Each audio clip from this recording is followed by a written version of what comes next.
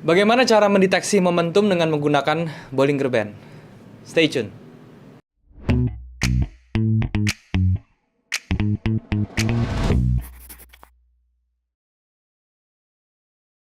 Halo teman-teman, balik lagi sama gue Daryl di This is Daryl Channel. Dan hari ini kita masuk ke Forex Series lagi teman-teman ya. Jadi dalam Forex Series kali ini gue akan membahas tentang teknik lagi teman-teman. Tetapi sebelum itu gue mau ngingetin ke teman-teman, buat teman-teman yang belum punya broker, bisa cek yang namanya OctaFX. Linknya sudah gue taruh di description. Dan teman-teman bisa daftar di OctaFX dan juga deposit menggunakan kode promo deposit untuk mendapatkan bonus deposit 100% teman-teman. Oke? Nah, pada kali ini gue akan membahas tentang yang namanya Bollinger Band ya teman-teman. Seperti yang teman-teman tahu, Bollinger Band itu adalah sebenarnya termasuk trend following indicator. Tetapi dalam kali ini ya, dalam kesempatan ini, gue akan membahas cara menggunakan Bollinger Band untuk mendetek yang namanya momentum. Karena yang kita tahu dalam trading apapun itu, saham maupun forex, momentum itu adalah komponen atau pondasi yang cukup penting dalam kita trading ya. Jadi momentum itu adalah sesuatu yang pasti kita cari dalam trading teman-teman. Nah, oleh karena itu sekarang gue mau menjelaskan bagaimana kita dapat mencari momentum dengan menggunakan Bollinger Band tersebut teman-teman ya. Bollinger Band ini juga termasuk salah satu indikator teman-teman. Jadi nanti kita akan menggunakan Bollinger Band ini sebagai salah satu indikator. Dan seperti biasa Bollinger Band ini juga tidak bisa digunakan secara independen. Dia harus digabungkan dengan tools lain. Nanti gue juga kasih tahu caranya bagaimana untuk menggabungkannya dengan indikator lain. Oke? Tanpa berlama-lama lagi, sekarang gue akan bahas tentang Bollinger Band dan seperti biasa gue akan bahasnya itu di monitor supaya lebih jelas. Sekarang yuk kita ke monitor teman-teman. Oke teman-teman, sekarang kita sudah ada di MetaTrader 4 ya dari OctaFX. Dan sekarang gue akan kasih kalian suatu ilmu lagi tentang Bollinger Band teman-teman ya. Oke, sekarang kita buat dulu ya bagaimana cara membuat Bollinger Band-nya ya. Teman-teman bisa ke bagian yang namanya indikator teman-teman ya. Bisa dilihat di insert ya. Masuk ke sini insert kemudian indikator. Lalu teman-teman klik yang namanya trend ya. Terus kemudian Bollinger Band teman-teman. Nah, dia akan muncul seperti ini teman-teman ya. Nah, akan muncul seperti ini. Nah, sesudah muncul seperti ini kalian bisa diamkan seperti ini saja. Jadi kita tidak usah ganti-ganti, tidak usah ubah-ubah yang namanya angkanya ini nggak usah diubah-ubah ya. Kalau misalnya teman-teman mau ubah-ubah, bisa dirubah warnanya sesuai yang kalian mau. Oke, dalam hal ini saya kasih warna gold ya. Kita klik OK.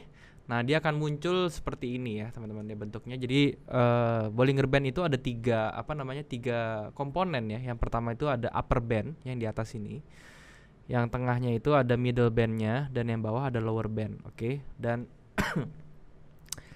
ini semua sudah diformulasikan sehingga dia menghasilkan visualisasi yang seperti ini teman-teman ya. Dan di tengahnya ini sebenarnya adalah simple moving average 20 ya, karena tadi di length-nya itu kita pakainya 20. Oleh karena itu yang jadi middle band ini sebenarnya adalah simple moving average 20. Oke teman-teman, seperti itu ya. Nah, terus sekarang gimana caranya menggunakan Bollinger Band ya? Nah, saya mau kasih tahu teman-teman dulu tentang false policy atau salah konsep teman-teman ya. Jadi kalau misalnya kalian pernah dengar cara menggunakan Bollinger Band itu adalah ketika dia menghadap ke atas dan ketika dia sudah kena area band atasnya kita siap-siap sell, dan sebaliknya kalau misalnya kita harganya ke bawah dan dia kena lower bandnya kita siap-siap buy gitu ya. Mungkin di antara kalian ada yang pernah mendengar cara seperti itu teman-teman ya. Tapi di sini yang saya mau bilang, please jangan menggunakan cara seperti itu karena itu adalah misconception atau salah konsep ya. Jadi cara menggunakan Bollinger Band itu nggak sesimpel itu dan nggak literally itu gitu loh. Jadi jangan diikutin begitu ya teman-teman ya. Jadi yang saya mau sharing hari ini adalah salah satu fungsi Bollinger Band yaitu untuk menentukan momentum. Oke. Jadi kapan kita seharusnya masuk dalam market sehingga market itu bisa memberikan kita feedback yang bagus dalam trading ya. Feedback itu bisa dalam hal range ya dan juga dalam hal volatility. Karena perlu diakui kalau misalnya sebagai trader itu kita mencari namanya volatility atau range teman-teman ya. Kalau misalnya harganya bergeraknya kecil-kecil dan range-nya sempit-sempit juga kita sebagai trader itu juga merasa nggak enak ya teman-teman ya, karena pergerakannya terbatas sehingga pips kita juga jadi kecil kayak gitu ya. Jadi yang kita cari sebenarnya adalah volatility juga dalam market Ya, selain yang namanya imbalance juga kita mencari volatility. Oke, teman-teman. Seperti itu ya. Nah, sekarang saya mulai bahas caranya bagaimana ya. Jadi caranya untuk menggunakan Bollinger Band ini untuk mendetek yang namanya momentum itu adalah dari behaviornya si Bollinger Band. Oke. Nah, secara behavior ya, Bollinger Band itu punya dua, teman-teman ya. Yang pertama itu adalah squeezing ya, atau dia menyempit, teman-teman. Dan yang kedua itu adalah expanding, atau dia tuh melebar. Oke, Bollinger Bandnya. Nah, yang kita cari adalah pada saat Bollinger Bandnya itu squeezing, teman-teman ya, atau dia menyempit. Pada saat Bollinger Bandnya ini menyempit, seperti yang teman-teman bisa lihat di gambar ini yang saya kotakin ini, teman-teman ya. Teman-teman melihat ya dari gambar ini ya, di sini juga squeezing. Ini yang saya kotakin dua area ini adalah ketika Bollinger Bandnya ini dari dari bentuknya jaraknya spasinya lebar ini, teman-teman ya, dia makin lama makin mengecil, menyempit dan akhirnya sempit seperti ini, teman-teman. Oke. Nah, kalau misalnya teman-teman melihat Bollinger Bandnya sudah situasinya seperti ini, dia menyempit seperti ini adalah tanda-tanda bahwa marketnya itu sebentar lagi, teman-teman ya, sebentar lagi itu akan bergerak, oke, atau akan meledak ya. Walaupun nggak meledak, bukannya meledak banget ya, maksudnya bukannya meledak dalam arti kata itu udah pasti meledak gitu, bukan ya. Tapi minimal dia pasti bergerak, teman-teman, dari satu level ke level berikutnya, oke. Itu kalau misalnya melihat squeezing ya, jadi bisa teman-teman lihat ya dari expanding seperti ini ya, terus dia menyempit ya. Nah, uniknya ya, kalau misalnya si Bollinger Band ini menyempit, nanti teman-teman akan melihat bentuknya tuh base atau konsolidasi kecil seperti ini. Marketnya akan tidak tahu mau kemana, nggak kemana-mana, dan akhirnya pada saat dia mulai break ya di konsolidasi kecilnya itu dia baru mulai terlihat arahnya mau kemana, teman-teman ya. Jadi ini adalah contoh dia konsolidasi kecil pada saat Bollinger Bandnya squeezing ya, dan dalam waktu hanya beberapa candle, teman-teman ya, mungkin dalam waktu 10 jam, ini 10 candlean, dia itu sudah harganya sudah break dan juga Bollinger Bandnya ikut expanding, teman-teman ya. Nah, ini yang perlu diperhatikan yang kedua. Kemudian di sini ya, di sini juga dilihat, teman-teman ya, pada saat dia expanding ya, dia menyempit lagi nih, teman-teman ya, menyempit lagi dan marketnya mulai berkonsolidasi lagi. Nah, ini juga tandanya sebentar lagi market ini akan jalan, teman-teman ya. Kenapa dia nggak jalan pas di sini ya? Karena pas di sini tuh Bollinger Bandnya masih apa ya? Masih berjarak gitu ya, masih expanding sifatnya, belum menyempit seperti ini. Jadi di sini masih banyak order-order yang apa ya namanya, yang nggak balance gitu loh. Nah, pada saat dia mulai expanding seperti mulai squeezing seperti ini, berarti ini ordernya mulai balance, teman-teman ya. Mulai tidak ada pergerakan yang signifikan. Oleh karena itu, itulah saat-saatnya yang kita tunggu untuk kita entry di market. Oke. Jadi saya ulangi ya, syaratnya yang pertama kita cari Bollinger Band yang bentuknya squeezing dulu, teman-teman ya. Squeezing ini yang pertama. Yang kedua yang kita cek adalah kita cek pada saat Bollinger Bandnya itu squeezing, kita lihat marketnya seperti apa. Yang ideal adalah marketnya harus berbentuk sideways kecil atau konsolidasi kecil ya. Jadi dia bentuknya seperti ini kira-kira. Candle-nya kecil-kecil, semuanya range-nya juga kecil-kecil, itu yang sangat ideal. Dan yang ketiga, pada saat marketnya breakout ya, itu Bollinger Band yang squeezing ini harus diikuti dengan perubahan bentuk ya, perubahan behavior dari yang squeezing ini menjadi expanding, teman-teman. Jadi dia membuka seperti ini, teman-teman. Nah, itu yang perlu diperhatikan juga. Jadi teman-teman ingat tiga syaratnya itu yang sangat penting seperti itu, oke? Nah, berikutnya yang saya mau sampaikan lagi tentang Bollinger Band ini adalah dia itu tidak bisa berdiri sendiri atau independen. Dia nggak bisa independen ya. Dia harus dependent, harus berhubungan dengan teknik lain juga ya. Contohnya teman-teman ya. Contohnya seperti ini ya, teman-teman. Teman-teman lihat ya, pada saat dia berbentuk konsolidasi ini kita gabungkan dengan classic support resistance. Jadi kita gambarin seperti ini. Oke, ini pertama range-nya kecil seperti ini.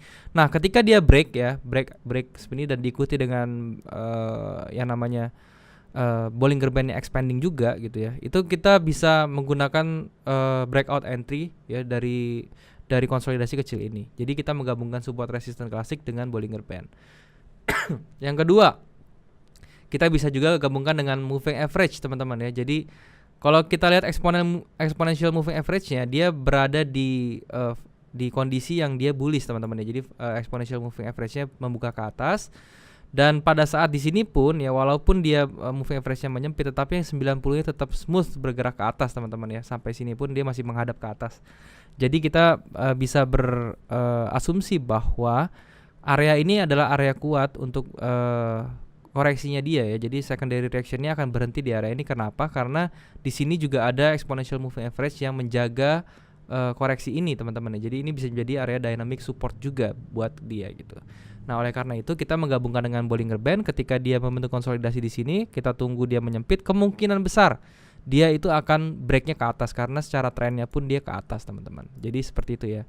Nah, teman-teman juga bisa menggunakan Bollinger Band ini nih untuk dijadikan salah satu tools untuk membuat senjata teman-teman ya.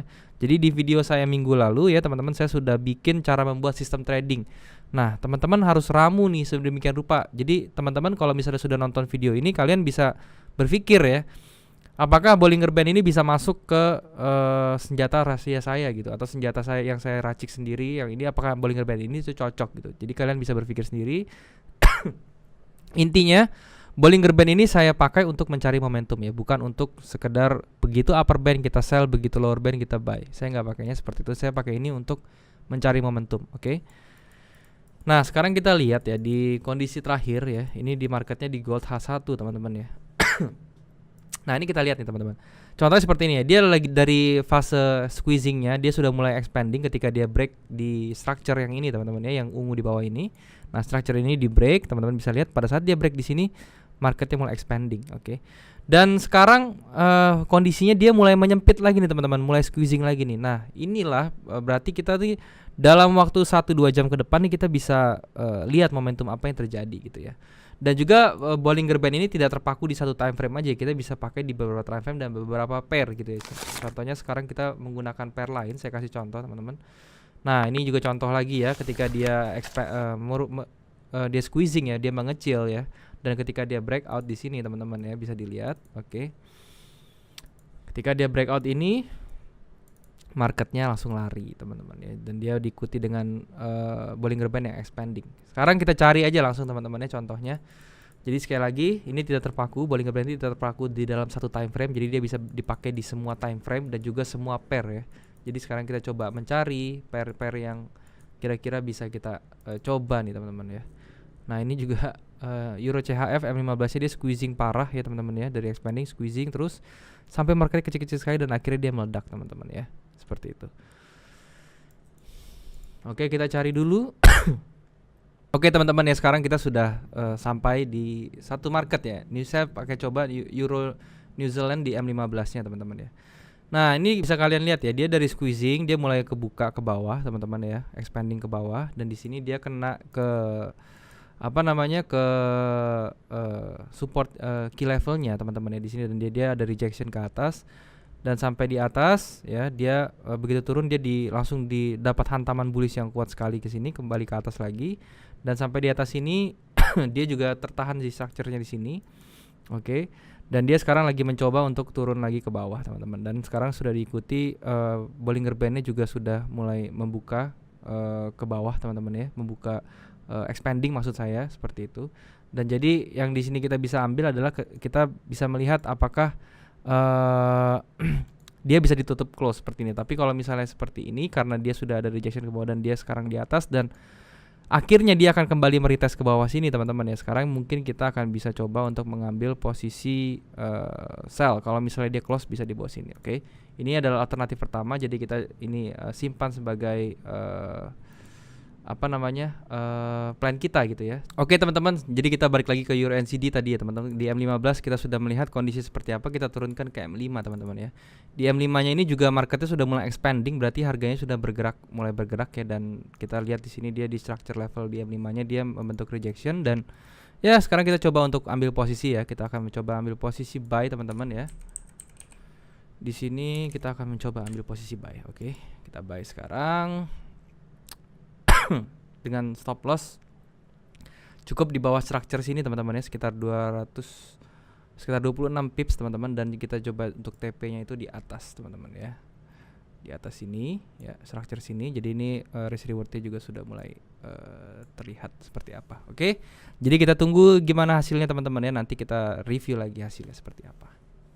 Oke teman-teman, sekarang kita sudah masuk update-nya dan harganya kita lihat teman-teman ya, dia mulai bergerak ke atas teman-teman. Dan ya karena apa ya, karena tadi Bollinger Band-nya juga expand teman-teman ya, jadi pergerakannya itu jadi cepat gitu teman. Jadi kita nggak usah nunggu kocokan-kocokannya ini lama-lama, karena kita sudah tahu bahwa di area ini harganya sedang volatile atau sedang bergerak gitu teman-teman ya.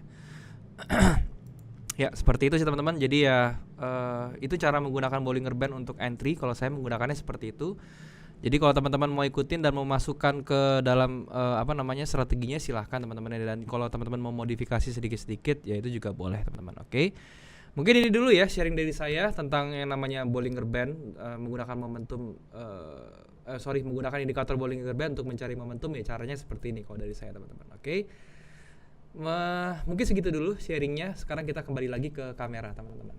Oke teman-teman, jadi itulah cara untuk menggunakan Bollinger Band untuk mendeteksi namanya momentum ya. Jadi tadi di monitor gue udah sebutin cara-caranya bagaimana, gue juga sudah sebutin cara menggabungkannya dengan indikator lain seperti apa, cara pengaplikasiannya, dan juga cara untuk memakainya dalam trading sehari-hari itu bagaimana, gue juga udah sharing tadi ya. Jadi semoga apa yang gue sharing ini bisa membantu teman-teman ya, gitu ya. Dan juga gue mau ngingetin lagi sekali lagi buat teman-teman yang belum punya broker, teman-teman bisa cek yang namanya OctaFX ya, linknya sudah saya taruh di description. Dan juga kalian bisa daftar di sana, kalian juga bisa deposit dengan menggunakan kode promo DARYLFX untuk mendapatkan bonus deposit 100% teman-teman ya. Dan jangan lupa juga untuk subscribe channel ini kalau misalnya kalian suka dengan video-video yang ada di channel ini. Kalian juga bisa like dan share ke teman-teman lain yang membutuhkan informasi seperti ini. Dan juga kalian bisa komen bagaimana kalau misalnya ada yang kurang di video ini, atau kalian mau request apa ke depannya untuk yang saya bahas teman-teman. Oke. Dan buat kalian yang belum punya komunitas trading atau grup trading ya, kalian juga bisa join di grup trading saya yang saya buat melalui platform Discord teman-teman, dan linknya juga sudah saya taruh di description di bawah teman-teman. Oke. Mungkin itu dulu apa yang ingin saya sharing hari ini, semoga bisa memberi manfaat. Dan juga sekali lagi thank you buat teman-teman yang sudah menyempatkan diri untuk menonton video ini. Sampai jumpa di next video. Jangan lupa semua orang bisa cuan. Salam sukses. Bye-bye.